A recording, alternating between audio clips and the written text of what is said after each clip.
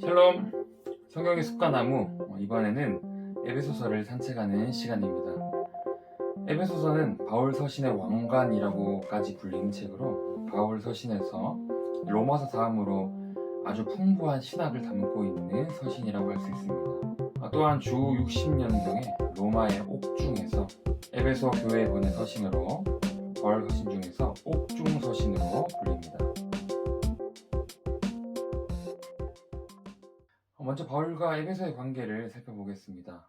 로마 영토에서 세 번째로 큰 항구 도시인 에베소는 당시 소아시아 문물의 허브였습니다. 풍요로운 삶 속에서 인종, 문화, 종교 등 모든 면에서 다원화와 혼합을 이루는 도시였습니다. 이 에베소 하면 지금도 가장 유명한 것은 바로 세계 7대 불가사의 중 하나라고 불리는 아데미 신전입니다. 하늘과 땅의 통치자이자 도시의 수호신 이 아데미 여신은 에베소인들의 모든 정서적 배경에 자리 잡고 있었습니다. 아데미뿐만 아니라 에베소는 신들의 성지라고 불리기도 합니다. 이렇게 에베소는 거대한 종교적 혼합주의를 양산하는 그런 곳이었습니다. 바울은 먼저 고린도에서 1년 6개월간 사역을 마치고 2차 선교 여행을 마무리 지으려 안디옥으로 향하는데 그 과정에서 브리스길라, 아굴라 부부와 함께 에베소를 방문합니다. 하지만 오래 머무르지는 못하고 이 브리스길라와 아굴라 부부만 남겨놓고 에베소를 떠난 후에 시간이 흘러서 다시 바울은 에베소로 돌아오게 되는데 그때 바울은 3년의 시간 동안 쉼없이 눈물로 교회를 세워나갑니다. 바울은 고린도 전서의 에베소에서의 사역을 맹수의 도전을 받는 것으로 표현할 정도로 사역의 위험과 고단함을 내비치는데 얼마나 에베소 교회의 목회가 어려웠는지, 그러나 얼마나 열심히 사역을 감당했는지 잘 알 수 있는 대목입니다. 사도행전 19장에서 바울이 에베소에서 아데미와 관련하여 일어난 큰 소요로 인해서 어려움을 겪는데 소요가 그친 후에 바울은 에베소 교회를 떠나가 이 마게도냐로 넘어가고 다시 소아시아 밀레도 항구에 들렀을 때 에베소 교회 장로들을 그곳으로 청해서 눈물의 작별 인사를 합니다.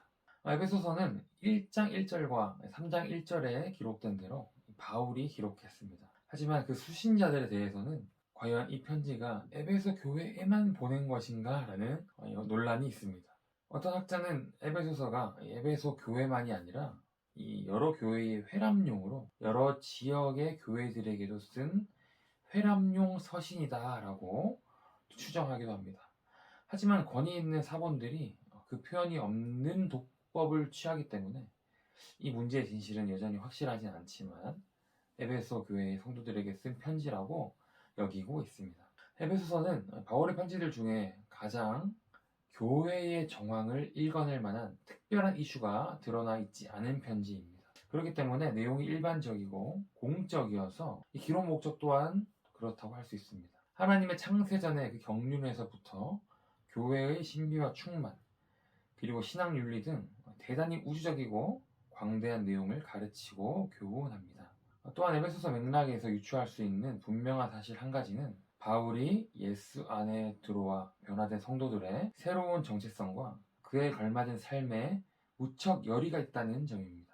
회심한 성도들의 그런 변화가 어떻게 이루어졌는지, 그리고 그런 삶은 구체적으로 어떠한 모습인지 설명하면서 삼위 하나님의 구원 사역에 대해 명확히 알고 우주적인 하나님의 뜻과 계획 속에서 하나님을 본받는 삶을 적극적으로 추구하기를 독려하고 있습니다. 중심 주제는 크게 4가지로 볼 수가 있습니다. 첫째는 하나님의 경륜과 비밀입니다. 바울은 서두에서 성도의 구원을 예수 그리스도를 통해 그 기쁘신 뜻대로 예정된 하나님의 경륜, 즉 하나님의 계획으로 소개합니다. 하나님은 죄와 허물로 죽었던 우리를 그리스도와 함께 살리셔서 은혜로 구원을 베푸셨습니다. 그리고 하나님은 모든 가족의 첫 아버지가 되시고 구원받은 성도들은 누구나 다 하나님의 가족으로 편입된 것입니다. 그렇기 때문에 예수님 안에서 동일한 상속자가 되는 것입니다. 하나님의 경륜은 예수 그리스도 안에 통일되는 것인데 이것을 위해서 예수 그리스도를 만물 위에 교회의 머리로 삼으십니다. 이것은 하나님의 교회가 세상 속에서 영적 전투를 수행하는 능력의 출처가 됩니다. 둘째는 그리스도의 사역입니다. 하나님의 경륜과 비밀은 예수 그리스도로 말미암아 드러납니다. 예수님의 가장 위대한 사역은 하나님과 인간 사이의 원수된 막힌 담을 자기 몸으로 허신 사랑입니다. 곧 하나님과 우리를 화목하게 하신 것입니다. 예수님은 성도를 자신과 연결하여 하나님의 거룩한 몸이 되게 하셨고 자신은 머리가 되십니다. 그리고 그 몸은 그리스도의 장성한 분량까지 자라가는데 이를 위해 다양한 은사와 직분을 주시는 분도 예수 그리스도입니다. 또한 예수님은 빛이시며 그 빛을 성도들에게 비추셔서 성도들도 빛이 되게 하십니다. 그리고 교회를 사랑하셔서 자신의 모든 것을 주시는데 바울은 그것을 바로 부부관계에 비유하면서 거룩하신 예수님과 교회를 자신 앞에 영광스러운 존재로 세우심을 강조합니다.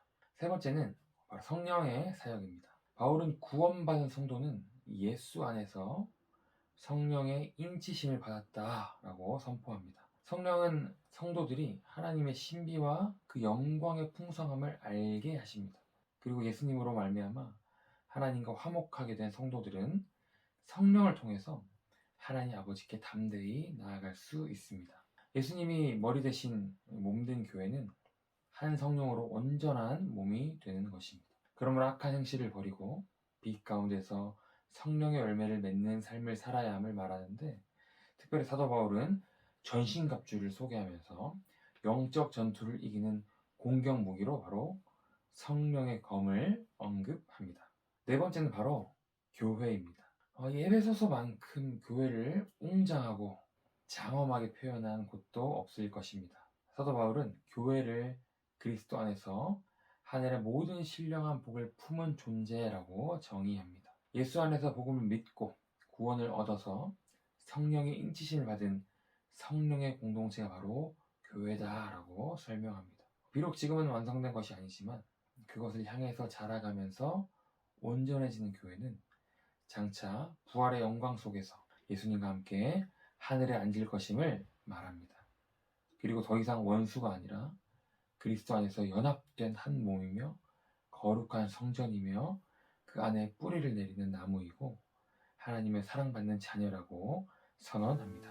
사랑하는 성도님들, 에베소서를 통해서 죄로 인해 하나님과 원수되었던 우리가 예수님으로 인해서 하나님의 자녀가 되었고 예수님과 연합되어서 한 몸인 바로 교회가 되었다는 놀라운 사실을 마음에 새기길 원합니다.